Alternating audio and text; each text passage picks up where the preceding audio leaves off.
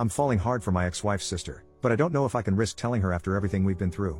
I, 32 am finally at a point where I can't stand this anymore. I've been in love with this woman, 27F, for a very long time, maybe a couple of years at this point, and I'm not sure if I should just kill it or attempt to make something with her. I met my ex-wife, her sister, when I was 23 years old, and the relationship developed very quickly, and by 26 I had my son and daughter and had gotten married. However, within months of being married my ex-wife had an affair, but worse than that, the man she cheated with had gotten her into heroin.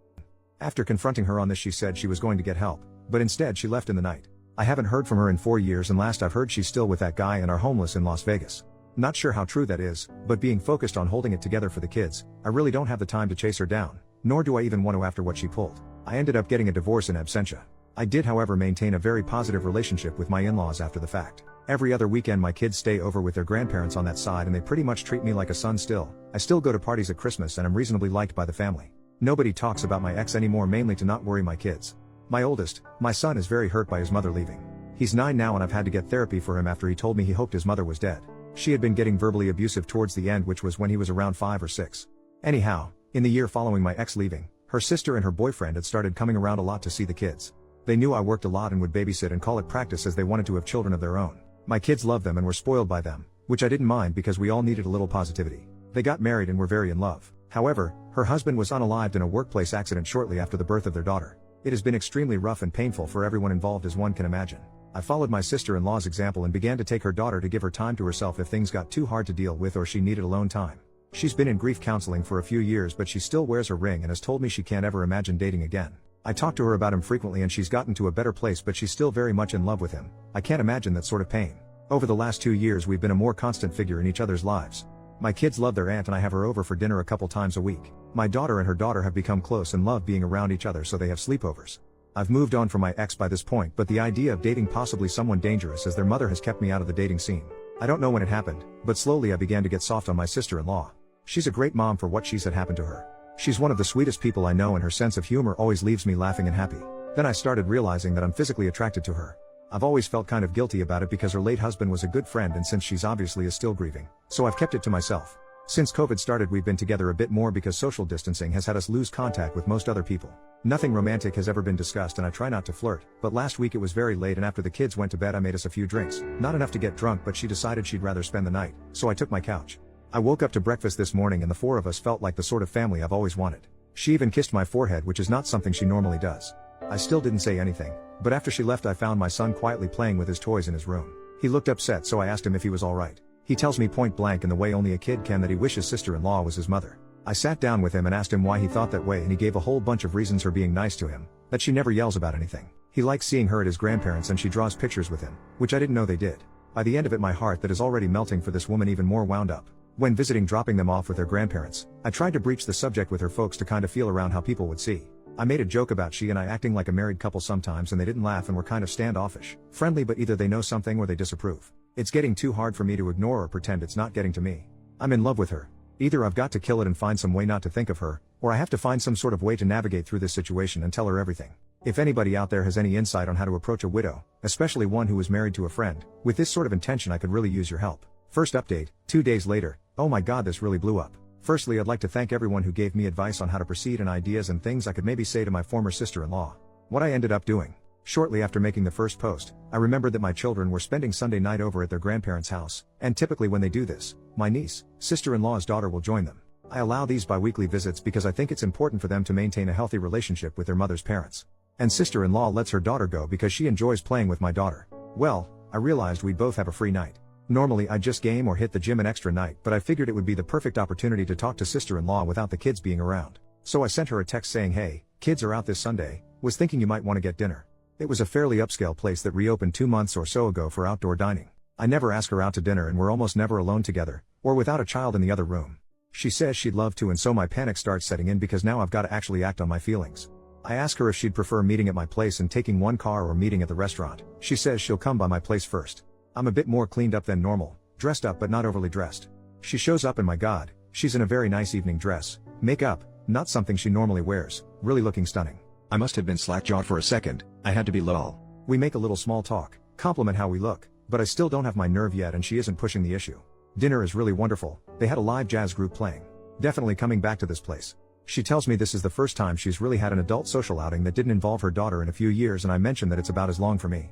We're laughing, joking, talking, a little casual touching here and there. I can't seem to find my nerve though. I'm afraid of ruining this moment, so I just submit to having fun. But as we're leaving, my mind snaps and I'm just like, screw it. And when we stand to go back to the car, I give her my arm and we walk back to the car arm in arm, no awkwardness, nobody mentioning that it's happening. I open her door for her and I plan on driving her back to her car. As I open the door, she stops me. Looking sort of nervous, she just outright tells me to stop and that she wants to kiss me. There was no alcohol at dinner, so this is all her. So I pull her in and we kiss.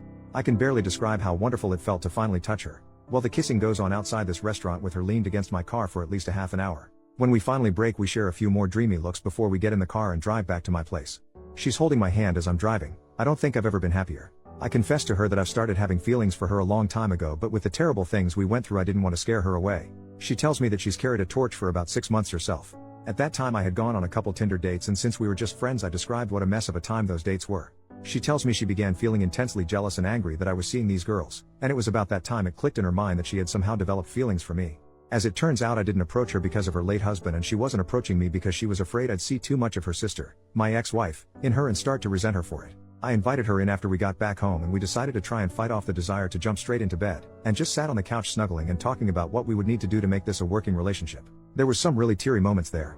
We of course talked about her late husband a little and where she feels in the grief process, saying I don't want to rush her and that I'm not going anywhere if she needs time. I'll wait as long as she needs me to. She says that she feels like she's in a place where she could love again, that she's long past feeling guilty for having feelings for me. It was something she struggled with. She then brought up her sister, and the obvious questions a few people asked in the comments. What would we do if X ever decided to show her face around here again or try to get back into my kid's life? What if she comes back reformed and apologetic? Would I take her back? I told sister-in-law that's a hard no, that I've forgiven her for cheating on me, but I will never forgive her for what she did to my son. He was quite a sunshiny and happy boy before his mother started cheating, using, and lashing out at him. He's doing better now, but for a long while his behavior and negativity for somebody so young troubled me. Sil was concerned how he might react to her, as unlike our respective daughters, he is old enough to understand everything. I told her not to tell him as it might embarrass him, but not too long ago he told me his wished his aunt was his mom instead. We said we were going to take it slow and not go too fast with things, but the kissing started again, and since we were in private this time, we gave up the fight to stay out of the bedroom. I have had fantasies throughout the duration of my feelings for her, and getting to pet her face in the morning was one I finally got to live out. Moving forward, we are going to establish date nights and work on building on our already strong foundation. When we inevitably tell our folks we're a couple, we're going to do it together. But that's where I'm at. That's it, that's my update. If this subreddit allows, maybe I'll do another to say how the parents, in-laws, and kids take the news. 2 years of wishing she was mine and now she is. Better not screw this up. Second update, 7 days later. I am referring to my ex-wife as Jessica and my sister-in-law, who I had been calling sister-in-law, to Sylvia because funny. Well, we've told everyone, and for the most part it's gone over fairly well. When our respective kids were with my in-laws, Sylvia and I went to go see my parents. They've met her a handful of times, but they don't really know her too well, as my in-laws and my family rarely attended mutual functions. They at least recognized who she was. My dad isn't a particularly sentimental person, so I have no idea what he thinks about it, but my mother is on board. She did ask, does Jess know? And we told her that I haven't even spoken with her in 4 years and Sylvia hasn't heard from her in 2, that we'd cross that bridge when we got to it. Other than that, my folks just seemed happy for me. Yesterday we attended a small family gathering for Labor Day at my in-laws. We knew the reception here would be a little more chilly as they're all also related to my ex-wife. My parents did us the favor of taking the kids to the zoo for the afternoon and ice cream too. We arrived at the party together and of course everybody is wondering where the kids are. Felt like a million things were telling me not to do this, but I took her by the hand and we both explained the kids were not here because we intended on telling everyone that we are now a couple. This wasn't a huge crowd, maybe like 8 people, but it really felt like I announced it to a stadium. I don't know how we expected it to go, but several of her aunts were very pleased with this. We got some hugs. At first nobody even mentioned my ex-wife. They were just happy because they had all settled on Sylvia just never dating again. It was only mother-in-law that caused any issues.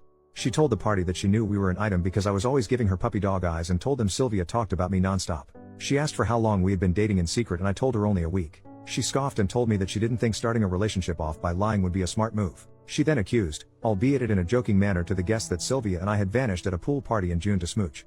Her mother and father asked to talk with us after the party and asked us just how serious things were, and like my parents asked whether my ex-wife knew or not. When I said no and that her opinion shouldn't matter given she abandoned her family 4 years ago, they said they would be more comfortable with everything if I was to tell Jessica that I am now dating her sister. They are both intensely afraid that my ex will return sober and renewed, make an attempt to make amends, discover that I am now in love with her younger sister and relapse. It sounded to me as if they knew something I didn't, and as it turns out Jess has been calling and talking to them for a year now and they just haven't told me. I was upset they kept this from me. Sylvia was very upset too, because not once after her husband's death has Jess ever tried to call her. They show me her Facebook profile, the one she blocked me from, and there she is looking pretty normal, not like a burned out husk. I have to admit that seeing her not looking like the junkie she became when she left made me feel a little better, and Sylvia too. Her parents kept their contact with her a secret because she is ashamed of what she's done and feels that she's deserved to lose her kids and couldn't face them after all that happened. Sylvia's parents gave me her phone number and asked that I please call her and speak with her.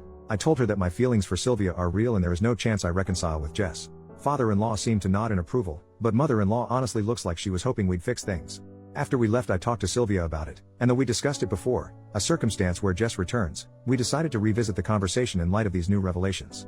I told Syl that I am in love with her, my whole heart is hers, and that my feelings of love for her are something deeper and stronger than anything I ever felt for my ex-wife. She ends up crying from the stress of the situation, anger with her parents for keeping secrets, and anger with her sister for not calling her or offering condolences at all after her husband's death. She then admits that she is afraid I might leave her if her sister returns, and I assure her this will never happen. It took some long hugs and a lot of kisses to smooth over the situation, but by the time we went to pick up the kids, we were holding hands together again and feeling more connected than ever. She's been spending the night at my place pretty frequently since we've been together. So the kids don't see anything. I've been setting my alarm for 5 in the morning, getting up and moving to the couch. Well, the morning after, we decided to tell the little ones what is going on. Our daughters seemed very happy, but they are too young to really grasp what's actually taking place. All they know is they can play together more. I did take my son aside, just me and him, and asked him if he was okay with this and what he thought about it. He asked if we'd all be living together. I told him maybe someday. He asked if this made his aunt his stepmom now, and I said he's free to call her what he's comfortable with and I will respect it, and she would too because we both love him. He then asked me a lot of questions about his own mother, things he had never asked me before, and I answered pretty much everything he wanted to know. I toned some of my answers down a bit. He's learned a little about the dangers of drugs from school programs, and I was finally honest to that degree when I told him his mom had a problem and she made some bad choices. He asked me why his mother didn't love him, and that broke my heart. I assured him the best I could that his mother did love him. She had just made a lot of terrible mistakes and that sometimes adults just don't do the right thing when they should. He asked me if I still loved her. I told him that I hoped she would get better and that I don't want her to be sick anymore, but that she hurt me and him so badly that I couldn't love her like I did before. I'm not sure he got all of that, but I tried explaining it to him the best I could. All that aside, he has been so much happier and less withdrawn since Sylvia has been with us, and he's always going out of his way to do all the typical kid stuff to impress her that I did with my own mom.